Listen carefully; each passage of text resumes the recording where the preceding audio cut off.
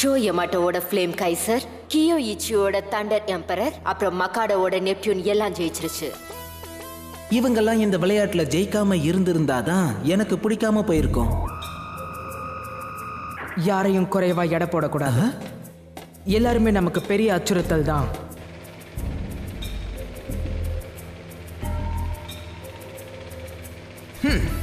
உன் வேலையை பார்த்துக்கிட்டு சும்மா இரு. கஷ்டப்பட்டு உனக்கும் கோவைக்கும் நடுவில் போட்டி ஏற்பாடு பண்ணியிருக்கேன். அதில் நீ என் பேரை கெடுத்துறாத. ரேஸ் மேனேஜரோட பேசு. இந்த நகரத்தோட மேற்கு பகுதியில் இருக்கிற ஓடு பாதையில் தான் ஷோவும் கூட ரேஸ் வச்சுக்கணும். Flame Kaiser versus Neptune, round 2 of the tournament. ஷோவும் அவனுடைய ஃப்ரெண்ட்ஸும் இப்போ எக்ஸிட்டில் இருக்காங்க. டீம் ஷாக் டூத்தோடைய தலைவரான காபு ஒரு பெரிய திட்டத்தை போடுறான். காபு தான் இப்போ ஒரு இடாட்டன் பேட்டில் டோர்னமெண்ட்டை ஏற்பாடு பண்ணியிருக்கான். இதுல முதல் பரிசு 7 கோல்டன் எம்ப்ளம்ஸ். நீங்க 2 பேரும் சீக்கிரமா உங்களுக்குள்ளவே போட்டி போடணும். அதுக்கு நீங்க தயாரா இருப்பீங்கன்னு நினைக்கிறேன். கியோயிச்சி கூட இதே டீம்ல தானே இருக்கான். ஒருவேளை காபு இதை வேணுட்டே ஏற்பாடு பண்ணிருப்பாரோ? இருந்தாலும் அந்த பையன் ரொம்ப மோசம். உங்களுக்கு ஒண்ணு தெரியுமா, நான் இதை சந்தோஷமா ஏத்துக்கிறேன். மக்கோட்டோவுடைய எம்டிபி திறமை இப்போ ரொம்பவே முன்னேறி இருக்கு. அதனால இந்த ரேஸ் உண்மையிலேயே சுவாரஸ்யமா இருக்கும். வாங்க நம்ம முழு திறமையை வெளிப்படுத்தலாம். சரி. இரண்டாவது சுற்றின் முதல் ரேஸ் இப்பொழுது ஆரம்பிக்க போகிறது. முதல்ல வருவது குரூப் ஏ. திரும்பவும் சொல்றேன். என்னது, கியோயிச்சி ரேஸ் ஓட்ட போறாரா? நான் போய் அத பார்க்கணும். இரு ஷோ, நாங்களும் வரோம்.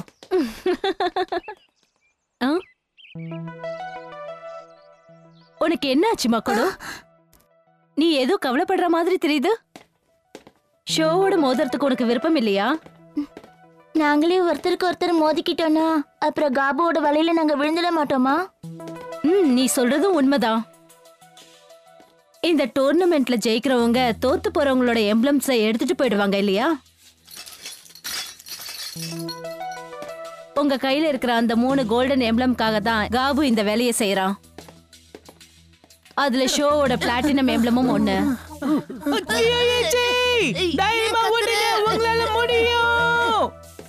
இந்த ரேஸ்ல நீயோ இல்ல ஷோவோ ஜெயிக்கிறதுல எந்த பெரிய விஷயமும் இல்ல. எப்படி இருந்தாலும் காபு எதிர்பார்த்தது நிச்சயமா கிடைக்கும்.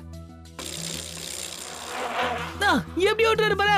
ஆனா ஷோ அப்படி நினைக்கிறது எனக்கு தெரியல. என் கூட போட்டி போடுறதுக்கு அவன் ரொம்ப ஆசையா இருக்கான். அதுல ஏதாவது தப்பு இருக்கா? என்னது? இதுல ஒண்ணும் பெரிய பிரச்சனையே இருக்காது. ஏன்னா நீயும் ஒரு நல்ல ரைடர் தானே. முதல்ல நீ அதை நம்பு.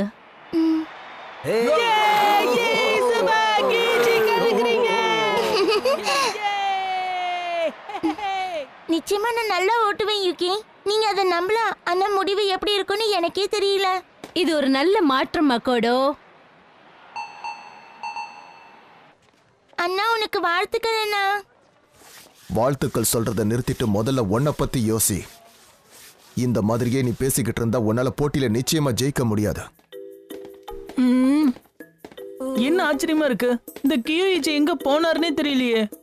இந்த போட்டியில உங்கள யாரு ஜெயிச்சாலும் அதுக்கப்புறம் நீங்க என்கிட்ட தான் மோதி ஆகணும்.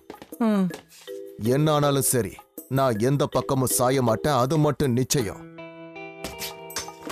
நீங்க எந்த பக்கமும் சாய மாட்டீங்களா? அப்ப இவர் என்ன சொல்ல வராரு? இவர மாதிரியே நாங்க 2 பேரும் நல்ல ரைடர்னு தானே சொல்ல வராரு. இங்க பாரு மக்கோடோ, நான் உனக்கு ஒரு சின்ன உதவி செஞ்சா நீ வேண்டான்னு சொல்ல மாட்டியே. நீங்க என்ன சொல்றீங்க? இந்த சூழ்நிலையை நல்லா கவனிச்சு பாரு. இந்த போட்டியில ஷோ தான் ஜெயிக்கிறதுக்கு அதிக வாய்ப்பு இருக்கு. அதே சமயம் நீயும் சரி நெப்டியூனும் சரி உங்களுக்குள்ள அதிக திறமை இருக்கு. அது நீங்க தெரிஞ்சுக்கவே இல்ல. அதனால நெப்டியூனை நல்லா டியூன் பண்ணினா அது திறமையான இடாட்டன் பைக்கா மாறிடும். நெப்டியூனோட சக்தி அதிகமாயிட்டா அப்புறம் என்ன ஆகும்? ஷோவை ஜெயிக்க எனக்கு ஒரு வழி கிடைக்கும். எங்க பாரு மக்கோட்டோ அங்க இருக்கா. நீங்க சொன்னதெல்லாம் ஏத்துக்கிறேன் மிஸ் யூகி. எனக்கு நீங்க தனிப்பட்ட மெக்கானிக்கா வரேன்னு சொன்னது எனக்கு ரொம்ப சந்தோஷம். என்ன மிஸ் யூகி மக்கோட்டோவோட தனிப்பட்ட மெக்கானிக்கா? நான் நெப்டியூனை பத்தி இன்னும் கத்துக்கணும்னு நினைக்கிறேன். அது மேல என் கையை வச்சாதான் நான் நினைச்சது நடக்கும். நீங்க அதை பார்க்கத்தான் போறீங்க.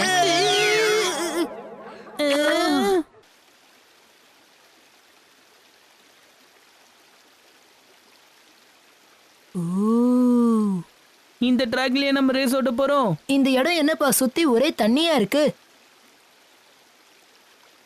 ஏமா ஏமா பாத்து வாப்பா, இது ரொம்ப வழுக்குது. இப்படி ஒரு பாதையில நீ எப்படி ரேஸ் ஓட்ட போறேன்னு நினைச்சாலே பயமா இருக்கு. கொஞ்சம் பொறுமையாவே போ ஷோ. அப்பதான் நீயும் பாதுகாப்பா இருக்க முடியும், உன் பைக்கும் தப்பிக்கும். நான் இப்ப எப்படி பைக்கை டியூன் பண்ண போறேனே தெரியல. மிஸ் யூகே வேற நான் நெப்டியூனை டியூன் பண்ணிக்கிறேன்னு சொல்லிட்டு போயிட்டாங்க. ஷோக்கு இந்த மாதிரி போட்டியில ரொம்ப பிடிக்கும். அவன் இதுலலாம் அசத்திடுவான். நான் ரொம்ப பின்னாடி நிக்கிறேன். அவனுக்கு ஈடு கொடுக்க முடியுமான்னு தெரியலையே.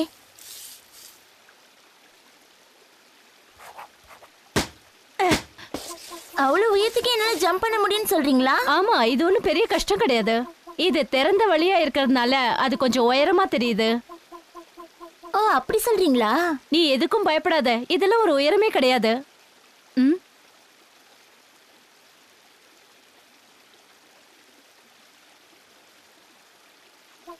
வா மக்கோடோ, நாம ஏதாவது சாப்பிட்டு வரலாம். என்ன இப்ப போய் சாப்பிடணுமா? ஆமா, இப்பதான் வா.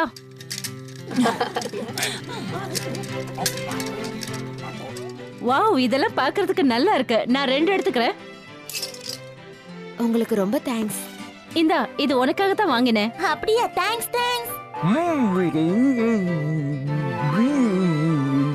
உண்மையிலேயே இந்த போட்டியில நான் ஜெயிப்பேனா? இங்க காற்று ரொம்ப அதிகமா அடிக்குதுல்ல? அதுவும் மேற்கு பக்கம் போனா இன்னும் பலமா இருக்கும் இல்லையா? ஆமா, சரியா சொன்னீங்க. இங்க அடிக்கிற காத்தே மேற்கு திசையில இருந்து தான் வருது. இதுல மோசம் என்னன்னா அது உப்பு காத்து. இந்த கத்தி கூட சீக்கிரமா துருப்பிடிச்சிருது. ஒருவேளை அங்க காத்து அடிக்கலனா ரைடர்ஸ் ரொம்ப சந்தோஷப்படுவாங்க. அப்படி இல்லனா காத்தடிக்கிற வேகத்துல இவங்களும் பறந்து போயிடுவாங்க. இந்த காத்து ஒரே திசையில அடிக்குமா, வேற வேற திசையில அடிக்குமா? காலையில ஒரு திசையில அடிக்கும், சாயங்காலம் இன்னொரு திசையில அடிக்கும். தினமும் இப்படிதான். மிஸ் யூகி, நாம இப்ப இங்க என்னதான் பண்ணிட்டு இருக்கோம்? நாம சில தகவல்களை சேகரிச்சுக்கிட்டு இருக்கோம். உள்ளூரை பத்தி தெரிஞ்சுக்கணும்னா இந்த உள்ளூர் மக்களை கேட்டுதான் தெரிஞ்சுக்கணும். எனக்கு எல்லாம் புரியுது. ஒரு இடாட்டன் பேட்டலுக்கு அது நடக்க போற இடம் ரொம்ப முக்கியம்.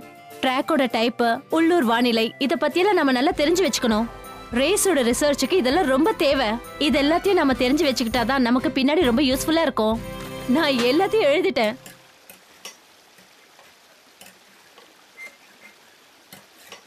தப்பா நினைக்காதீங்க, நான் ஒரு டெஸ்ட் டிரைவ் போயிட்டு வந்துடுறேன். பாருடா. That's it, let's go.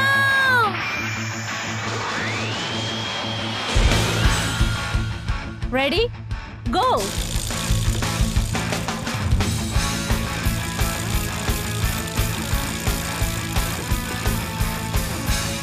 பைக்கோட வெயிட் ரொம்ப குறைஞ்சிருக்கு.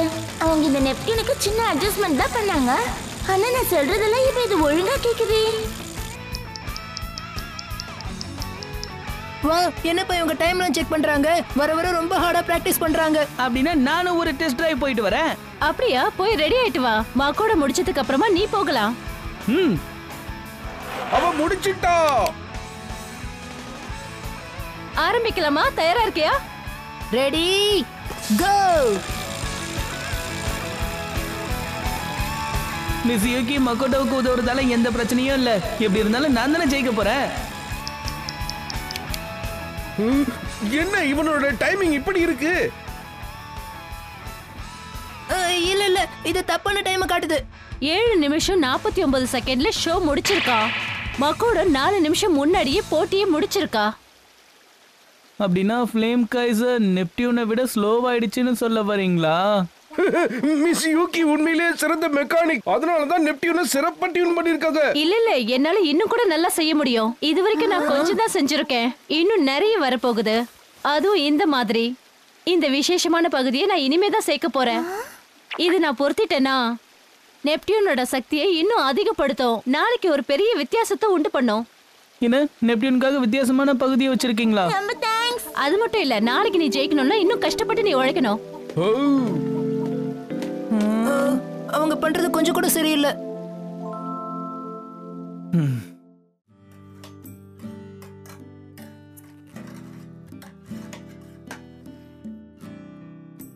இது அப்ப இது சரியா இருக்கும்.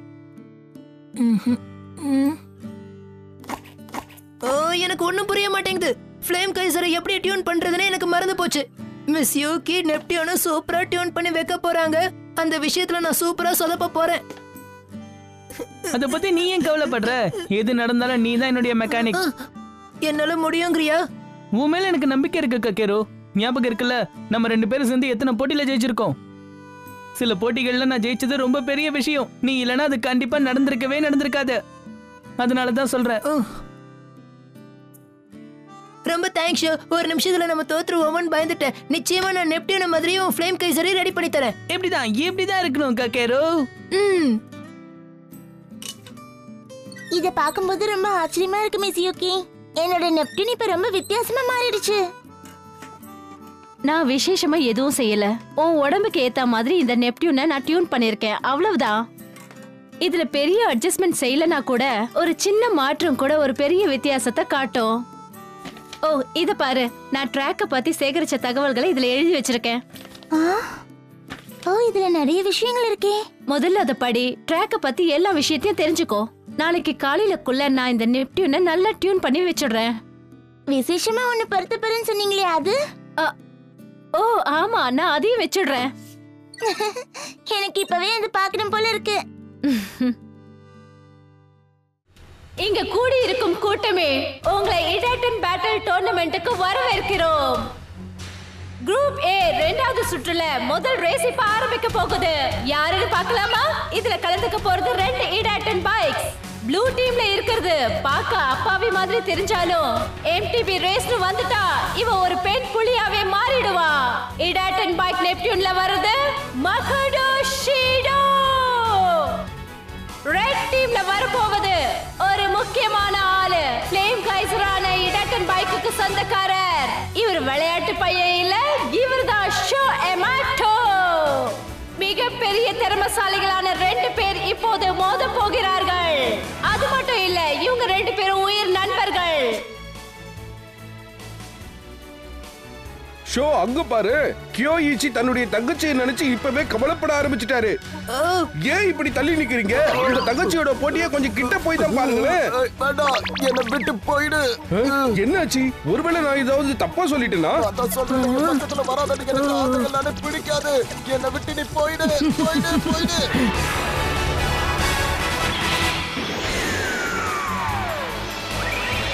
That's it, let's go.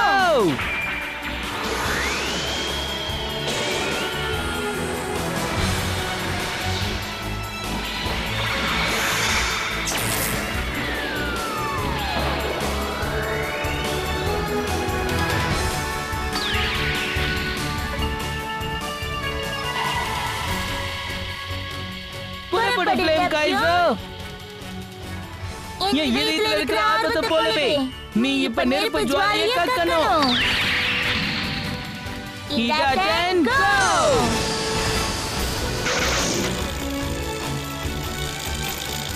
ஆரம்பத்திலேயே மக்கோட்டவை நம்ம எப்படியாவது பின்னுக்கு தள்ளிடணும். ரேஸ் பிரமாதமா ஸ்டார்ட் பண்ணிருக்க ஷோஸ் மக்களுக்கு. பைக்கோட வெயிட்ட குறைச்சிட்டியா? அப்படின்னா நீ வேகத்துக்கு தான் முக்கியத்துவம் கொடுத்திருக்க. சரியா சொன்னீங்க. நான் ஃப்ளேம் கைசர்ல இருந்த பழைய மட்கார்டை எடுத்துட்டு புதுசா இருக்கிற கார்பன் காம்பன்சேட்டர் செட் பண்ணிருக்கேன். என்னது, கார்பன்ல செஞ்சதா? ஆமா, அது வெயிட்டும் கம்மியா இருக்கும், ரொம்ப நாள் உழைக்கும். பைக்கோட வெயிட்டை எப்படிதான் குறைக்கிறதுன்னு யோசிச்சு பார்த்தேன். கடைசியில இதான் சரியா வரும்னு இதுவே ஃபிக்ஸ் பண்ணிட்டேன். இது உன்னுடைய திறமையை வெளிப்படுத்துது கக்கேரோ. என்ன ஆனாலும் சரி, என்கிட்ட யாராலையும் நெருங்கவே முடியாத.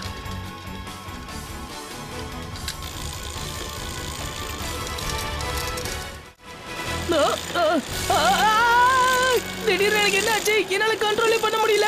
அவனுக்கு ஏதோ பிரச்சனைன்னு நினைக்கிறேன். அங்க என்ன நடக்குது? எனக்கும் ஒண்ணும் புரியல. ஒருவேளை பாதை சரியில்லாததுனால இப்படி ஆகுதா?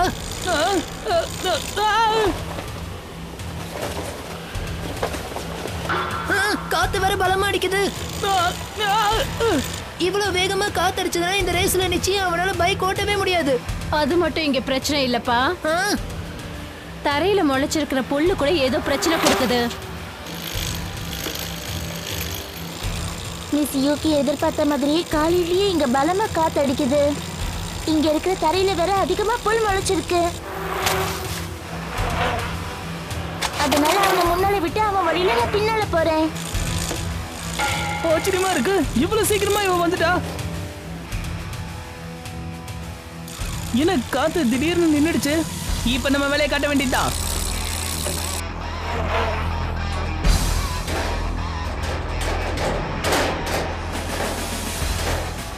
மத்தியானத்துக்கு மேல இந்த காத்து திடீர்னு திசையை மாத்திக்கும். நிலத்தை நோக்கி வேகமா வீசுற ஒரு கடல் காத்து தான் இது.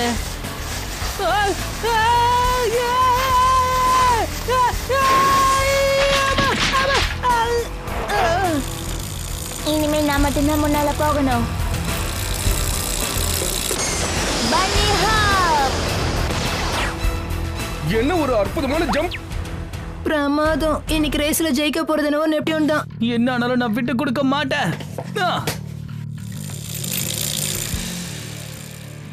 அப்படிதான் ஷோ. இப்ப கூட உன்னால ரேஸ்ல ஜெயிக்க முடியும். அவனால அது நிச்சயமா முடியும். ஏன்னா ஷோ ரைடர் ஆகிறதுக்காகவே பிறந்தவன். அவன் ஷார்ட் கட்ஸ கூட கண்டுபிடிச்சிருவான். ஆனா நெப்டியூன் இப்ப நல்ல கண்டிஷன்ல இருக்கு. ரைடருக்கும் ட்ராக்குக்கும் ஏத்த மாதிரி நான் அதை மாத்திருக்கேன். அதனால நெப்டியூன் இப்ப சக்தி வாய்ந்ததா மாறி போயிடுச்சு. அதனால இவளை தாண்டி போறதுக்கு அவன் ரொம்ப கஷ்டப்படணும்.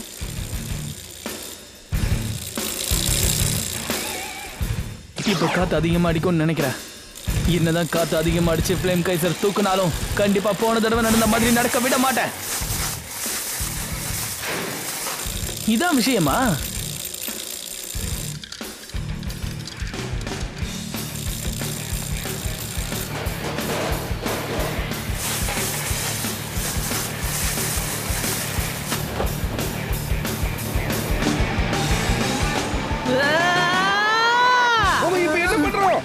அவன் காத்தோட காத்த அடிச்சுக்கிட்டு போறான். அவன் ஃப்ளேம் கைசரை பறக்க வைக்கிறான். அப்படிதான் போ ஃப்ளேம் கைசர்! இன்னும் வேகமா போ! Come on flame Kaiser!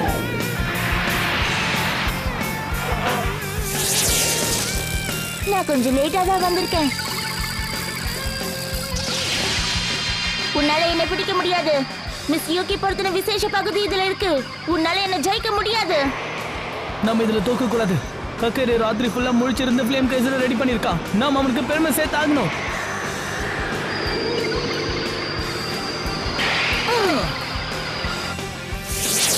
போட்டி இப்போ முடிஞ்சது. ஆனா இதுல ஜெயிச்சது யாரு? மயிரிழையில ஜெயிச்சது இப்போ ஃப்ளேம் கைசர். Show Emoto சாதிச்சிட்டாரு. ஆச்சரியமா இருக்கு.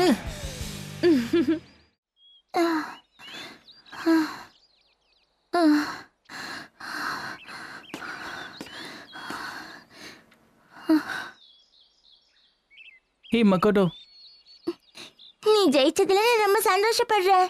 உன்னை எதிர்த்து நான் இந்த அளவுக்கு வருவேன்னு நினைச்சே பார்க்கல. இத வாங்கிக்கோ ஷோ. இந்த எம்ப்ளம் இப்ப உன்னோடது. ஆனா இது காபுக்கு போய் சேரக்கூடாது. நான் இதை நிச்சயமா பாதுகாப்பா வச்சுப்பேன்.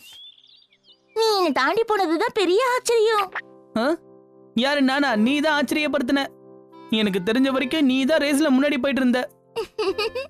ஆமா, அதுல சந்தேகமே இல்ல.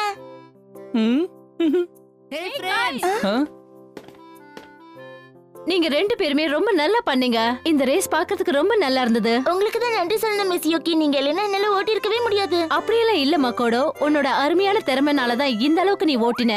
அப்படியே ரொம்ப தேங்க்ஸ். ஆனா நான் இன்னும் நிறைய தூரம் போகணும். நீங்க நெப்டியூன்ல பொறுத்த விசேஷ பகுதி ரொம்ப ஹெல்ப் பண்ணுச்சு. விசேஷ பகுதியா? என்ன மன்னிச்சிரு. நான் அந்த மாதிரி எதுவும் வைக்கல. போய் சொன்னேன். உன்னுடைய நம்பிக்கையை அதிகப்படுத்துறதுக்காக தான் எல்லாம். அது மட்டும் இல்ல, உன் மேல நம்பிக்கை வச்சிருந்த அத நல்லா ஓட்டின. இதுதான் பிளசிபோ எஃபெக்ட்னு சொல்லுவாங்க. நான் உனக்கு உதவி செஞ்சேன் நீ நினைச்ச. ஆனா நீ ஜெயிச்சது உன்னுடைய திறமைனாலதான். விசேஷ பகுதின்னு எதுவும் கிடையாது. இப்ப சொல்றதுக்காக மன்னிச்சிடு. ஆனா எதையும் உன்னை என்கிட்ட காமிச்சிங்களே. இது பழைய சைக்கிளோட ஒரு பார்ட்.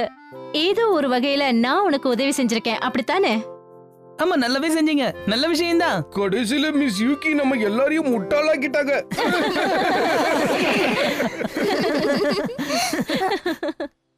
அண்ணா, நல்லா பண்ண மக்கோடோ. உன்னை நினைச்சு பெருமைப்படுறேன். உனக்கு தெரியுமா, 3வது சுற்றுல நான் உங்க கூட தான் போட்டி போட போறேன். நிச்சயமா சொல்றேன், அதுல நான் தோக்கவே மாட்டேன். நல்லது.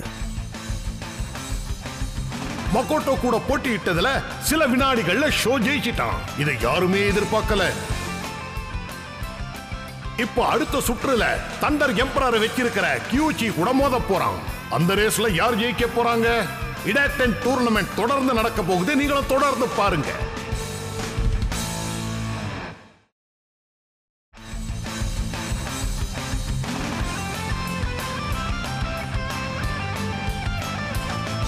ஈஸியா பெடல் பண்றது எப்படின்னா ஒரு பக்கமா நல்லா அழுத்தம் கொடுத்து இன்னொரு பக்கமா சாயணும். அதே மாதிரி ரெண்டு பக்கமும் செய்யணும். பனி ஹாப் பெடல் பண்ணக்கூடாது. ஹேண்டில் பாரை நல்லா மேல தூக்கி நீங்க ஜம்ப் பண்ணணும். அதுக்கப்புறம் நீங்க லேண்ட் பண்ணணும்.